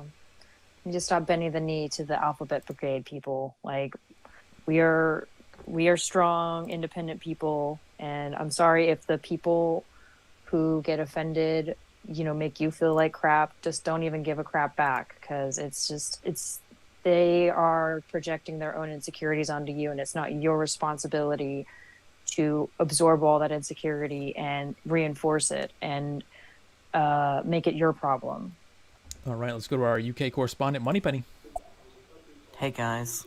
Hey. Miss Moneypenny, only here obviously for the very attractive female in the room. And boy, you look as though you're in a gaming chair or something, or a Recaro chair. Have you got your steering wheel? Anyway, moving swiftly on. Batteries. Anyway, not a problem, because part of the batteries that are used to make vehicles go forward faster is being used in the vaccines. Yeah, one of the chemicals used in the vaccines is taken from batteries, car batteries. So there you go, not a problem. It's like recycling.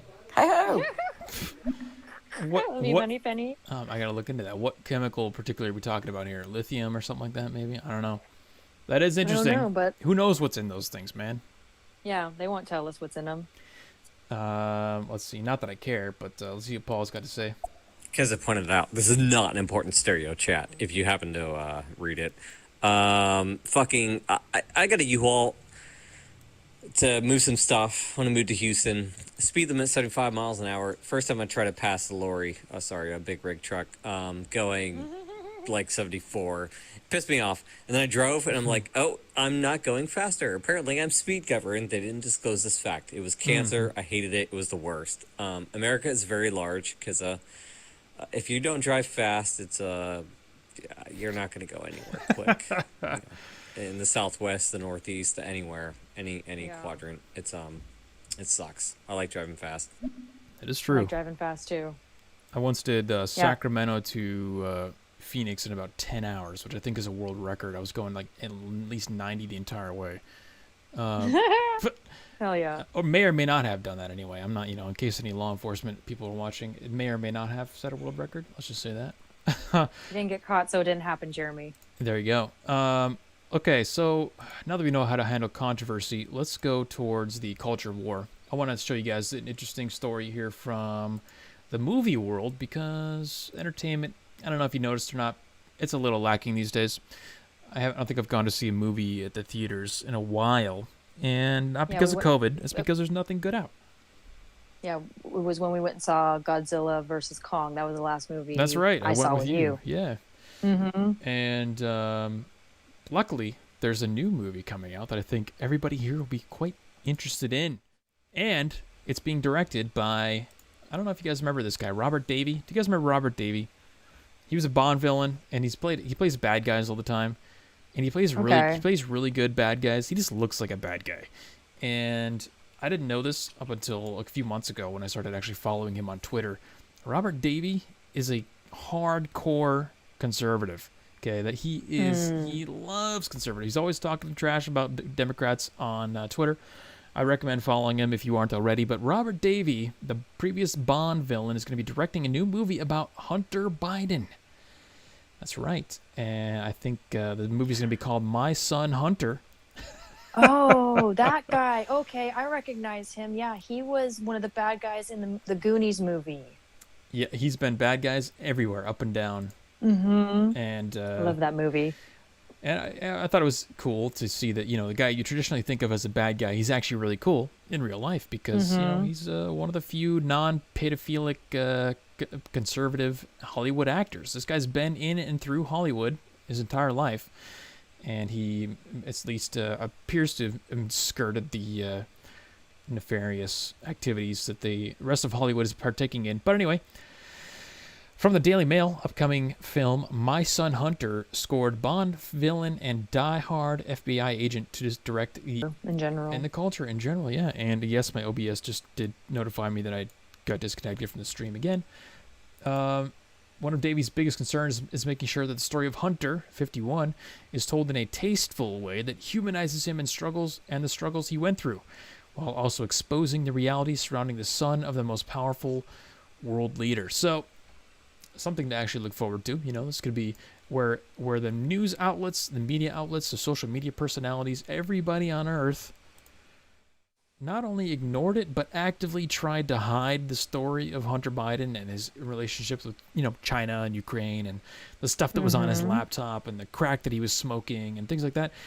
We actually have an active effort to tell that story. And, I think it's relevant since it is the son of the sitting president. Yep. I think this is great. It would be nice to have some kind of person in Hollywood kind of pointing the spotlight at something that the mainstream media just chooses to blatantly ignore. Yeah, it's about time, and hopefully, fingers crossed that it's not some cheesy, like low budget type of thing. I hope they do a really good job with it, and I guess that's about all we can do. Is hope. Yeah. I'm also talking about my stream, hoping that it stays connected, full of crack, yeah, and family friendly for sure. Probably not, Anthony. YouTube's like a crying baby tonight. Yep. Potassium, hydrogen, and oxygen. Yeah, okay, I'm back. Good. All right, so let's finish this out as we approach the end of the stream. Anyway, we got, I think, 2 more stories here. The McCloskeys. You guys remember the McCloskeys? McCloskeys were the ones who stood outside their house as the protests rode by, and they had to basically defend their home with guns, stand around, and make a show of force with the protesters to make sure they weren't going to start raiding their very nice, expensive house. Well, it turns out they got pardoned. Is that accurate, Delaney, based on this story? Yes, they got pardoned. They still had to, so a St. Louis couple who gained national notoriety for brandishing guns at peaceful protesters who tried to break into their house, that's me, last year, and pleaded guilty to firearms charges, have been pardoned by Missouri Governor Mike Parson, striking to a promise he made before the pair pleaded guilty. The Republican governor announced Tuesday that Mark and Patricia McCloskey were among 12 people granted pardons on Friday. I'm guessing he probably pardoned all the people that tried to break into their house. In June, Mark McCloskey pleaded guilty to a misdemeanor 4th-degree assault and was fined $750, and Patricia McCloskey pleaded guilty to a misdemeanor harassment and was fined $2,000. Both agreed to give up the guns they had brandished in the confrontation. On June 28th, On June 28, 2020, videos and photographs showed rifle-wielding Mark McCloskey and pistol-toting Patricia McCloskey, a.k.a. Ken and Karen, in front of their mansions as protesters marched through their gated community to the home of Mayor Lyda Crewson, who is a Democrat, amid nationwide protests after police officer killed George Floyd in Minneapolis. And fun note about Patricia McCloskey, that gun that she was wielding wasn't even like a real gun. It was That's what I heard. You can't even. It was just like a piece of art or something. You can't even shoot it. You can't load bullets into it. You can't even shoot it. And that's why she had her finger on the trigger, because she knew that she couldn't shoot it. It was just to let people know, hey, it's a show of force. Her husband was the one that had the really loaded weapon, which I thought was badass. I thought they were badass. Well, so credit for Mike Parson of Missouri. I think that needed to happen. I mean, if you can't even defend your own house, what is the point, really? I mean, if the law is not going to do anything, if you can't even do anything, what? You can't live in a city then. You can't live around people who are going to go around protesting and rioting. Again, if we go back to incentives, we talk about driving businesses out of cities, out of localities. You want to drive people out of your locality, remove their ability to even defend their house, their property, from rabid protesters and rioters like this. And the way that the media tried to spin this whole story was that the peaceful protesters were just walking by their house and they had no intention of doing them any harm. Oh, yeah, no. That's not true at all. They broke down their gate to get into their property. So they have every freaking right to defend their property. I don't blame this man, even though he was wearing a pink shirt. I don't blame this man for brandishing his freaking gun and showing them you can't mess with me, bro. Okay, a light pink shirt is tasteful fashion for men. Okay? Don't knock the shirt. The dude knows what he's doing. Yeah, I mean, I just thought that whole spin. I remember when that happened, a lot of my friends were sharing their picture on Instagram saying how dare they threaten violence to the peaceful protesters. Yep. If the peaceful protesters were peaceful, then why did they break down their gate and try and walk into their driveway if they were peaceful? That's not a show of peace when you break down somebody's gate and go into their yard. That's not peacefully protesting, folks. that's trying to like show these rich white people like who's boss. Remember, these are the same peaceful protesters who burned down half of Minneapolis, right? As CNN was standing there with their cameras, with the buildings burning in the background, saying that these are peaceful protests. So we have to assume that when they say peaceful protesters, they're going to burn the building down. We have to assume that because that's the definition that they've assigned to the word peaceful protesters. So, I mean, and that's a generous kind of interpretation of the word too. We could assume that they're going to do much worse than just burn the building down. Mm-hmm. They wanted, like, they saw because their house is big. Like, if you saw pictures of their house, they had a nice big house in a nice neighborhood.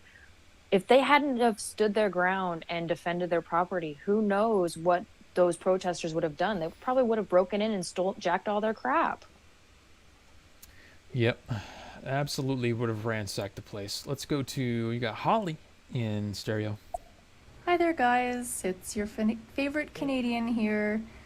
Sorry I haven't been able to be a part of your broadcast for the past few weeks, but I am working nights, but I'm on my break right now and just wanted to give you a really quick update to how it's going in my little world here. Alberta is fully open as of the 16th. We are dropping any sort of mass mandates that are residual. Wow. We are dropping any testing for COVID cases, and essentially our health administrators are considering us in an endemic now. So hooray for us. However, there has been a lot of pushback from the pro-lockdown protesters that we're starting to see, and from the media that's from outside of Alberta. And the narrative is actually quite hilarious to see. Apparently we're all gonna kill every Canadian, so sorry about that. Of course. Sorry. I love you, Holly. She's got a follow-up here. Furthermore, the pro-lockdown, anti-lockdown people, well, the people that want to keep us locked down, are being led by a group of, I guess I would call them extremists, led by an ER doctor that is a self-employed ER doctor that has been a part of these protests every single day since they started announcing that we were going to be unlocking our province, and is using the argument that not having Alberta locked down is against the Canadian Charter of Rights and Freedoms for people because it's going to make everyone sick, and that's against his freedom to stay healthy. The gentleman in question, he's quite a questionable person, and is also a member of a crazy environmentalist group as well. So that's a little story from where we are not locked down anymore.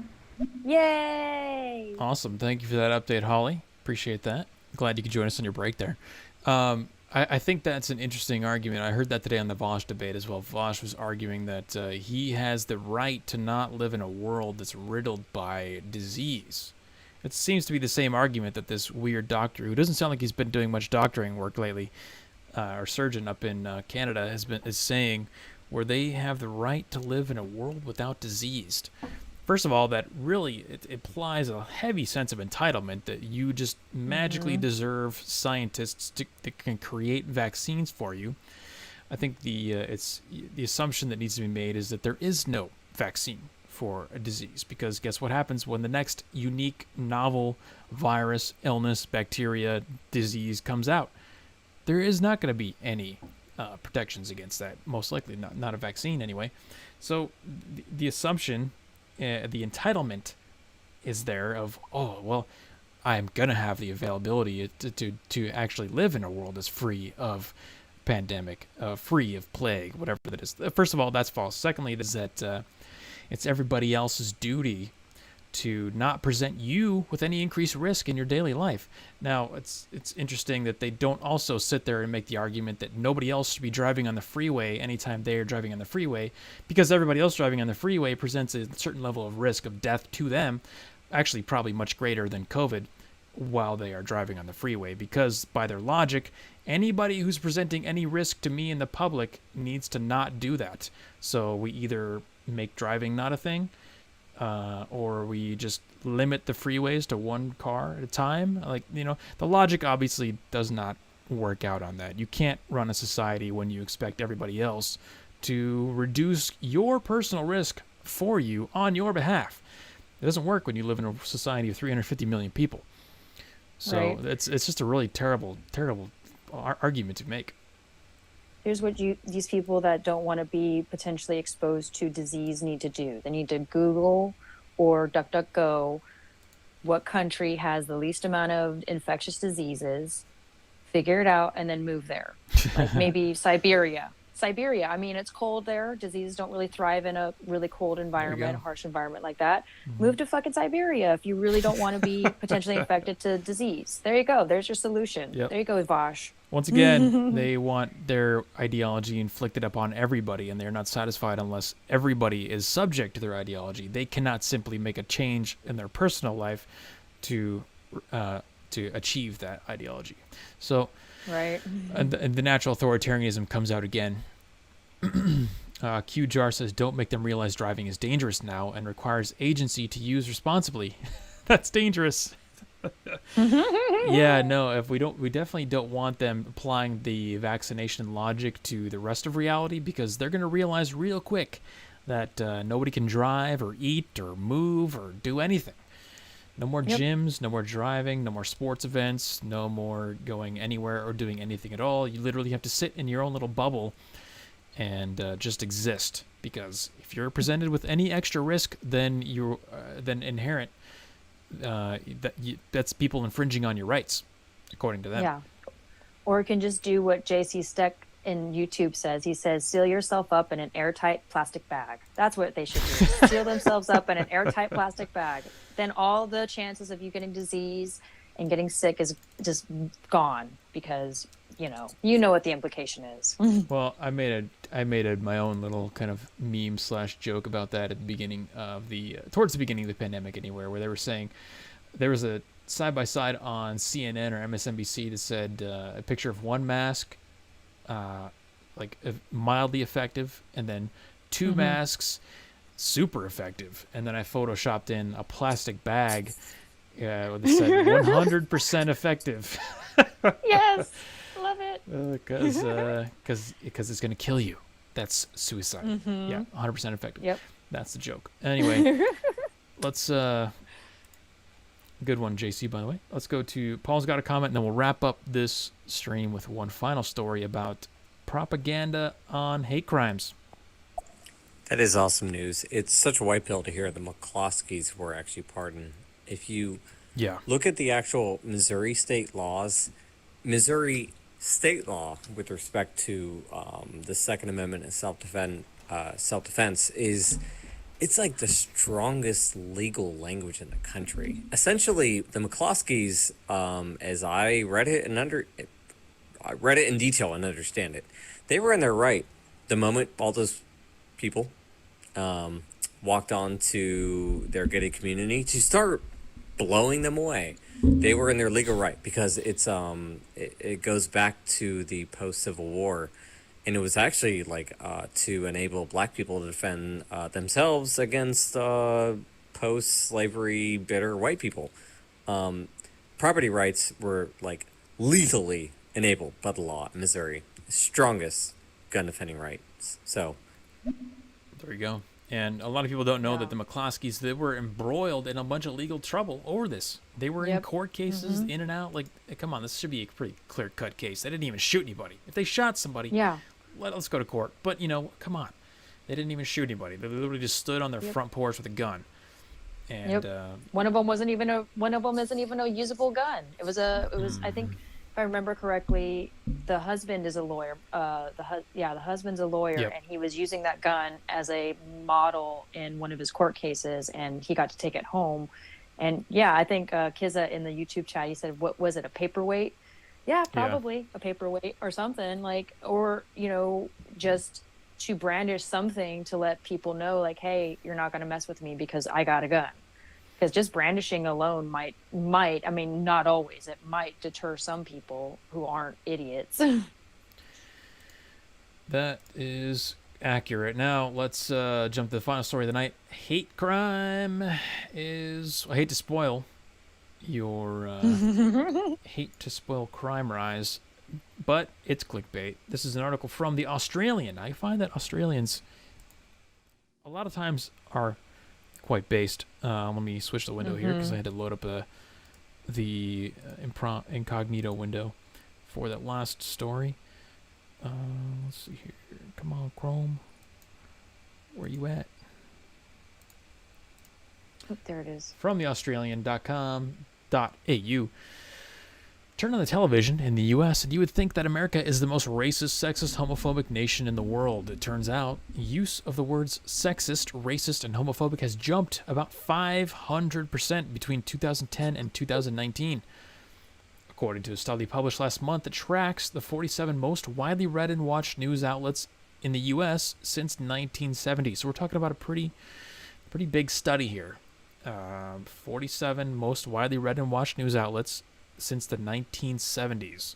Okay, so the three authors from the University of Columbia and Otago, I don't know what that word is, so pronounce or correct me if I'm pronouncing it incorrectly, find a sharp, substantial, and ubiquitous rise in the usage of words that denote prejudice. In the New York Times, for instance, use of the word racist and sexist surged by 638% and 403% respectively. Has the U.S. suddenly entered some de facto apartheid? Quote, U.S. hate crime is highest in more than a decade, the BBC screamed in November, reporting on the latest 2019 annual hate crime statistics. Turns out that hate crime is a minuscule proportion of crime and, if anything, has been in steep decline. The U.S. experienced 7,314 incidents of hate crime in 2019, up 2.7% from the year before, while the number of offenders rose 2.2% to 6,406. The number of victims, though, fell slightly to 8,812. So, more people hated fewer people, but a little more passionately than the year before. Does the volume or intensity of hate matter more than the consequences? Who knows in the bizarre world of hate crime hysteria? Men were 5 times as more likely to be murdered in the U.S. in 2019, making up 80% of the 15,000 or so homicides. But according to hate crime statistics, women suffered 52 incidents, men only 17. So it's flipped. Interesting. Overall, violent hate crimes didn't even make up 0.5% of the 1.2 million total number of violent crimes incidents in 2019, which is barely a rounding error. Moreover, the hate crime has been falling. In 1996, the first year of the online hate crime data, 8,900 offenders committed 8,760 hate crimes. In 2018, the year Barack Obama was elected president, 6,921 offenders committed 7,700 hate crimes. And in 2016, when Donald Trump was elected, 5,700 offenders committed 6,000 crimes. The downward trend is clear and obvious. Yeah. Moreover, on top of that, the U.S. population has increased by about 60 million since 1996, and the likelihood of a given crime being officially motivated by hate, as opposed to, say, indifference or passion, must surely have increased. For example, the number of hate crimes, quote, motivated by 2 or more biases, if a crime were simultaneously transphobic and racist, for example, has shot up from a mere 6 in 1996 to a shocking 211 in 2019.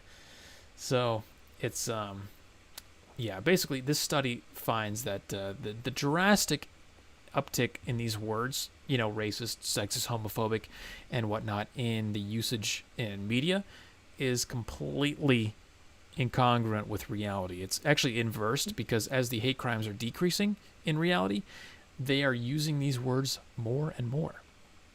Yep. Is anybody shocked by that? This is where I play the crickets sound effect. I gotta get a crickets sound effect so I can play that in times like this. Thank you. Yes, but again, this isn't a shock to us because we understand incentives. Okay, this is one of the first things we look to when we're trying to understand any particular situation in life. Is we look first to the incentives. Where are the incentives? What's the incentive structure? These companies, like New York Times, for example, are incentivized to do what? To get more clicks, to make people emotionally mad, to talk about Juicy Smollett, about how he got beat down with a Subway sandwich, which didn't actually happen, of course. And that's how they make money. They're incentivized to make the general public believe that racism exists, that hate crimes are a real thing. And the irony is if you're actually paying attention to this kind of stuff, if you were like me and you were watching videos of the Trump rallies and whatnot when he was first going around in 2016, 2015, the hate crimes were actually very apparent and often, but they were happening against Trump supporters. We literally saw videos of Trump supporters coming out of rallies with the hat on and being chased and beaten down and having their items stolen, being sucker punched from behind, having bloody faces, bloody clothes because they're being attacked for simply attending a Trump rally. Now, show me a single Bernie rally where, you know, the people were just trying to leave the rally and they got mobbed by Proud Boys. Show me one video. Because if you give me half an hour, I could probably show you 10 videos of people getting attacked coming out of Trump rallies. So I would say there actually was a rise in visible hate crimes, but it wasn't against black people. It wasn't against communists. It wasn't against socialists. It wasn't against trannies. It wasn't against disabled people. It was against Republicans. It was against conservatives, Trump supporters, people with red hats. People with red hats. That's who we are hating now. Yeah, I would agree with that. It's the hate crimes have just shifted, but because it's against white people or people who are Republican, it doesn't really count. So people, it's not important to people who actually care about the racist and sexist and the homophobic stuff. It's not juicy enough. Oh, if it's against a black person, it's like, oh my God, hate crime, like Juicy Smollett, even if it was a lie. Or what was it a few weeks ago that we covered? It was the anti-Semitic stuff. I mean, if it's against those kinds of people, then people don't really. Yeah, somebody wrote, I forget what they wrote on synagogue or whatever. It was just. Oh yeah. And I keep looking up follow-ups on that, and there's never any follow-ups. They never catch a guy. They never find any motives or anything like that. So the ones that we find, the only ones that we find out aren't actual hoaxes, which is like 90% of them, are the ones where there's just no follow-up at all. There's just no information. And I've literally emailed the police department. When I lived back in Sacramento, I was emailing the police department because there was one Islamic church or whatever you call those, that was vandalized with spray paint, and they never followed up. They never gave any information about who was caught. But of course, they loved talking about the story. Oh, the church was vandalized. And the same thing with the synagogue. Synagogue vandalized, brick through the window, all that kind of stuff. Never any follow-up, never any information. Because, you know what, if they found out that it was a hoax, they probably wouldn't do much follow-up. They wouldn't do the due diligence to say, well, hey, guys, you know that story we talked about that we spread for 10 years about a hoax and we made a bunch of money off of? Turns out we were wrong the whole time. They're not incentivized to actually give you the truth. Yeah, why would they? Because people only want to watch the news when it's something that will get their hearts going and make their hearts bleed and like feel like they're empathetic towards, you know, black and browns and, you know, Asians, you know, the whole Asians Lives Matter, thing that was going on earlier this year. You never hear any follow-ups from all of the Asian people that were hurt. That one died out quick because we realized real quick that it was all black people stomping on Asians. And they were like, maybe we should stop talking about the Asian stuff because every single time it's a black person. Almost every single time it was a black person. And then when it was a black person, all the Asian, you know, famous people out there would be like, it's because of white supremacy that they're doing it. Oh, yeah. I don't see a white person or, you know, white supremacist with their Nazi flags or their KKK flags running around stomping Asians down or stomping out black people. It's usually black people doing it for no apparent reason. Show me one video of Proud Boys just indiscriminately stomping out an Asian person or even a black person on the street for no reason. Just show me. Okay. And, I would love to see that. I would love to see it too, but you probably can't find it. Most of the time when it's Proud Boys like getting into fights with people, the Proud Boys are usually defending themselves against people that just want to do violence against them because they are racists, quote unquote racists, even though the leader of the Proud Boys is a black Latino man. Well, I use Proud Boys kind of as a joke because People who Yeah. understand what the Proud Boys actually are know that there's nothing racist about them. It's actually one of their one of their 10 like creeds or whatever that they founded the whole organization on, was that your race doesn't matter. But of course they don't want to list out their 10 founding ideals. Yeah. They just see a group of white people defending themselves and they automatically go to racist. Yep. Just like they did with the McClatskys or whatever, the Right. Ken and Karen. They automatically went to, oh my God, these racist white people brandishing weapons at these peaceful protesters. But if you actually read the story and look at the pictures of the gate that the protesters broke into, you would go, oh wow, they actually kind of had a right to defend themselves. But we don't want to learn the truth, because if the truth would actually get people to enlighten themselves and let go of the ego and actually see things for what they really are. Yeah, as Kiza points out in chat, it's nothing but pure projection. That's really, in a nutshell, that's exactly what it is. And Q Jar brings up a good suggestion. I think we should make this a thing. He says, mental gymnastics as hard as you can to make it the white man's fault. So much so that you could qualify for the Olympics. And Hell yeah. I think we should make a mental gymnastics Olympics. Like, that would be Right? more entertaining. That would be more entertaining. That could be an idea for a video. Mental gymnastics Olympics, and give out gold medals and silver medals and stuff like that. I think that'd be hilarious. No, they'd all just get participation trophies for the mental Olympics. They all get gold medals. Yeah, everybody gets a gold medal that says, "Oh, you tried." Okay, yeah, that's a great idea. Okay, let's do. Holly's got a follow up here to close us out, and then we'll wrap it up. Hey there, it's your favorite Canadian again. Anyway, I want to talk about electric cars. I mean, Oh yeah. anyone who says that they're more environmentally friendly doesn't know how car parts are shipped, how rare earth minerals are mined. They don't know where the tires come from. They don't know how that car is actually shipped to the dealership. It comes on a big diesel truck. The carbon footprint of an electric vehicle is by far worse than just a regular, old, well-tuned, well-taken care of gas vehicle. It chaps me. It grinds my gears when people say that. It's the same thing with vegans saying that their diet lifestyle is cruelty-free. I'm sorry, there's a reason why crows and birds of prey follow the combines that are pulling up your soy. It's because the chopped little bits of the little animals in the field that gets killed when your soy and your carrots are being harvested Hell yeah. by big diesel combines. Also by Those little bunny rabbits, the poor innocent bunny rabbits that get chopped up by the giant Right. machines. Yeah, well, that's really it, man. These people can't maintain more than one variable in their brain, so they can't think about the fact that the car just is at the lot.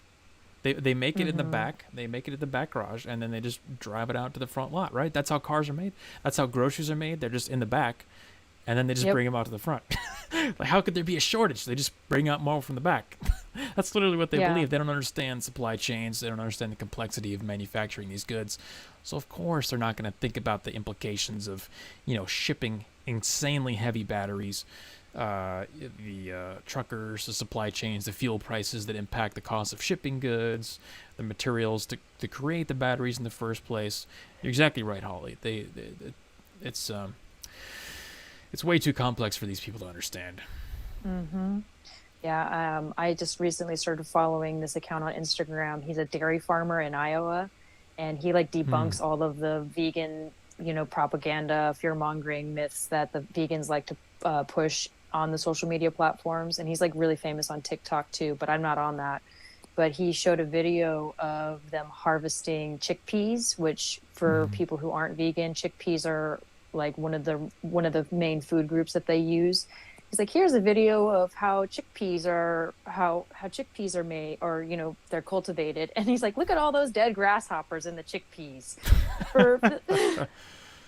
He's like, for all the vegans and environmentalists that think that veganism and consuming a bunch of beans and soy products is healthy and cruelty free, what about all those dead grasshoppers? Yep, no, way too complex for us to think. Phil C has a good comment. He says logistically challenged. I like that. That's a good term. Logistically challenged. Wait, Phil, so you're saying that all of the food that's at the grocery store doesn't just get transported there by like, a transporter from Star Trek. I thought that that's how they got there. I didn't know that they were shipped on a big diesel truck and brought in by labor to be sorted and to be categorized in the grocery store. My bad. Yeah, sorry, Gizzo, we had to skip over a few comments there, but we are at time, folks. If you like this kind of content, if you like this covfefe, hit the like button and subscribe if you aren't already. We talk about all centrism, objective reality, and understanding the world and how we can adapt to it, as opposed to complaining about the way things are. Is kind of the main theme here. And it seems like electric cars and all that kind of stuff was a nice, interesting topic for everybody. So we'll try to integrate that a little bit more into future streams. It seems like this is something that everybody's at least interested in. And I'd like to go more in depth on that also, but we are at 2 hours already. So yep. Just remember, folks, okay, don't apologize. If you find yourself in these situations, do not apologize, and keep in mind the frame of reference, the mental frame of reference when you're observing and reacting to these political and cultural events that you're seeing. Always keep yourself as the first kind of your mental point of view should originate from you and of yourself, not what you want the world to do for you. And we'll catch you guys every Tuesday, 7 p.m. PST right here on YouTube and stereo. Thanks guys for showing up. Love you guys. Love the engagement. 23 likes. We had, quite a bit of viewers tonight. So thank you guys so much. Appreciate you guys. Always. And sticking through the internet issues, which I assure you I will be trying to resolve. So thank you guys for sticking through that. We'll see you next week. Yep. Bye, guys.